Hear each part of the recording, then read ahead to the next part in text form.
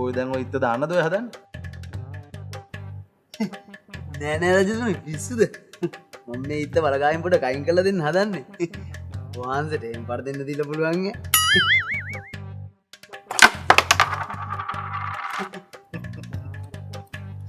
රෝහිත උඹේ ඔන්න ඔය ගති ගුණයට තමයි මම ලව් හොඳේ.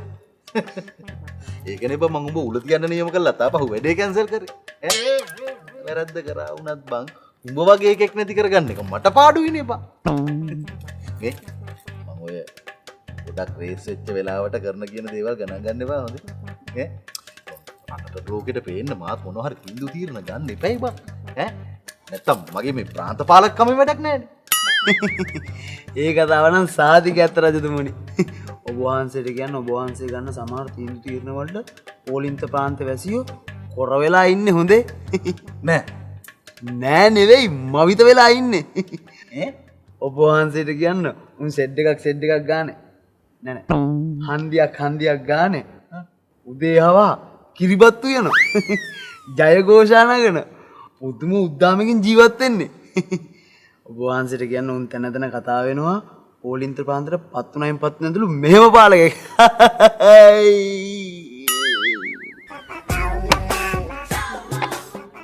රෝහිතුමා මොකක්ද කියලා කොහොම කිව්වේ? හරි බං පොඩ්ඩක් එහෙම චූන් කරලා තිබ්බම තමයි අපිටත් මෙහෙම නිදාසේ කැරම් මතක් ගහගෙන ඉන්න පුළුවන්. තම වහක්නේ.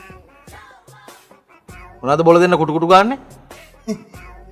නෑ නෑ රජතුමනි. මූ අහනවා රජතුමාට කැරම් මතක් ගහන්න හිතුනේ ඇයි කියලා.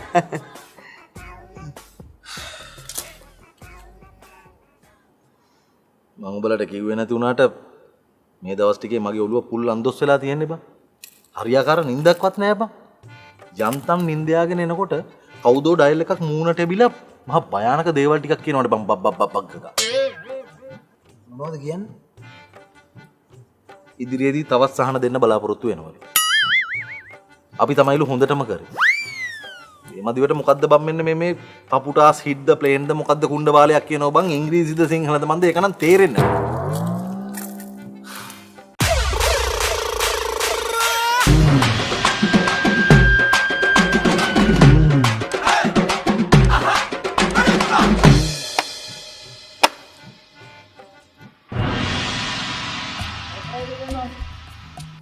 මොකෝ ඔබ වහන්සේ බැහැ දකින්න කියලා ප්‍රාන්ත වැසියෙක් ඇවිල්ලා ඉන්නවා.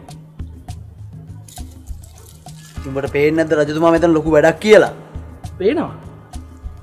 උඹ ඌට ගිහින් කියහන් රජතුමායි පුරෝහිතතුමා ඊළඟට එන්න තියෙන බජට් එක හදනවය. ඒ බජට් එකෙන් පෝලින්ත වැසියන්ට සහන රසක් දෙන්නේ ඉන්නේ.